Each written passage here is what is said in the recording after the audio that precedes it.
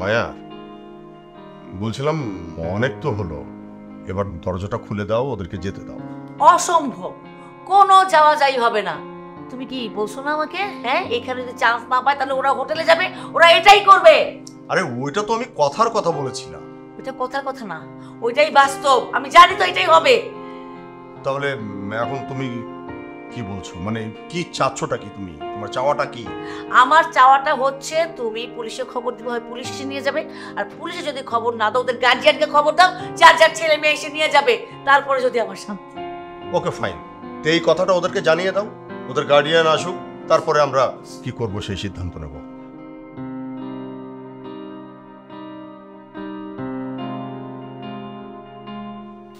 কি বললো? কনভিন্স করতে পারছিস? কিছুটা, কিন্তু বাকিটা ডিপেন্ড করতেছে তোদের উপর। তোরা যদি রাজি হোস তাহলে সবকিছু অনেক ইজি হয়ে যাবে। কি চায় সে? টাকা পয়সা কত লাগবে? লোভী মহিলা, এত কিছু করার দরকার ছিল? শুরুতে বললেই পারতো। এই বাজে কথা বলো না তো, না জেনে শুনে একটা কথা বলে ফেলতেছো। মহিলাটা তো টাকা চায় না। আচ্ছা আফরি, তামিম তো বললো যে উনি টাকা পয়সা চায় নাই, তো কি চাইছে সেটা একটু তামিমের কাছে শুনি। কি চাইছে দোস্ত, বলতো তোর কাছে কি চাইছে মহিলা? আপা দাবি হচ্ছে তোদের গার্ডিয়ান আসবে, তোদের গার্ডিয়ান আসলে ওনাদের হাতে তোদেরকে হ্যান্ড ওভার। হোয়াট? অসম্ভব, কোনোভাবেই সম্ভব না। আমার বাপ আসবে আর ওই মহিলা রসিয়ে রসিয়ে আমার বাপকে বলবে যে আমি তার ভাইয়ের সাথে ইনডোর ডেট করতে আসছি, আর তার হাতে ধরা গেছি। আরে বাবা, বললে সমস্যা কি? ওই মহিলা যা ইচ্ছে তাই বলুক, তুই আঙ্কেলকে বুঝাই বলবি। বলবি যে আমরা তো এমনি ঘুরতে আসছি, আমরা তো ফ্রেন্ডে ঘুরতে আসছি, আমরা তো এরকম মেয়ে না, রাইট? আঙ্কেল নিশ্চয়ই বুঝবে, আমি তো আসি, আমরাও আঙ্কেলকে বুঝাবো। শায়না, এটা কি বুঝায় বলার জিনিস যে বুঝায় বলবো? আর আমার বাপ কি বুঝায় বললে মানবে? আমার বাপ কি ঘাস খায়, জীবনে ভাত মাছ খায় নাই? তার মাথায় কি বুদ্ধি নাই যে আমি বললি সে মানবে? আরে মানবে কিনা মানবে না সেটা পরের কথা। তুমি তোমার আব্বু আম্মুকে ডাকো, হয়ে গেছে তো। সরি, আমি ডোন্ট মাই ফ্যামিলির মেয়ে না। আমার ফ্যামিলির একটা ব্যাকগ্রাউন্ড আছে, আমি যাত্রার মতো যা খুশি তাই করতে পারি না। ক্লিয়ার? ও তামিম, ও কিভাবে কথা বলতেছে শুনছিস? ওর কথা শুনে মনে হচ্ছে ফ্যামিলি ব্যাকগ্রাউন্ড খালি ওরই আছে, আর আমার ফ্যামিলি ব্যাকগ্রাউন্ড কুত্তায় খাইছে।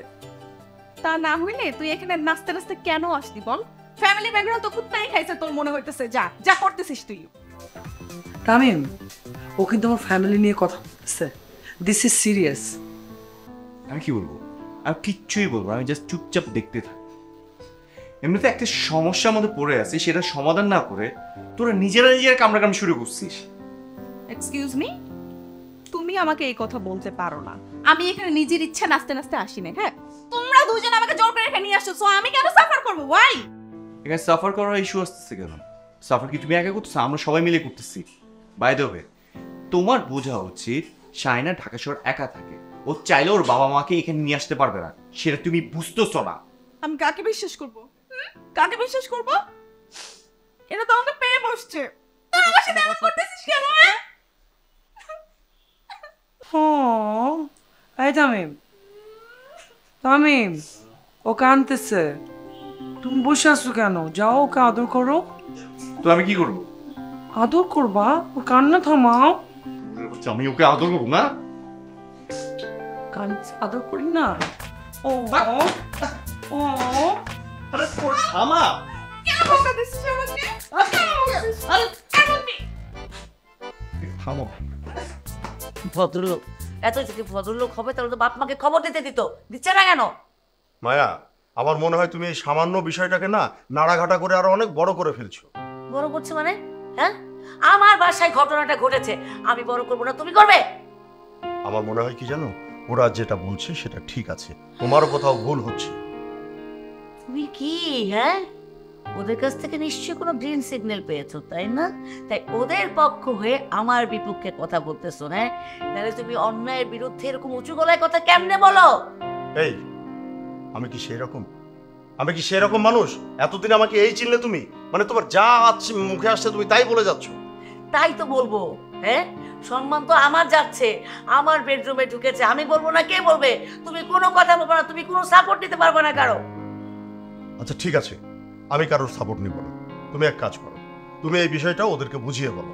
পুলিশ টুলিশ কোনো কিছুই ডাকা লাগবে না, তাদের গার্ডিয়ানকে ডাকুক, তারা আসুক, আসার পরে আমরা এক জায়গায় বসে একটা সিদ্ধান্ত নেব। এভাবে হইচই করলে মান সম্মান আমাদের বাড়বে না, আর কমবে।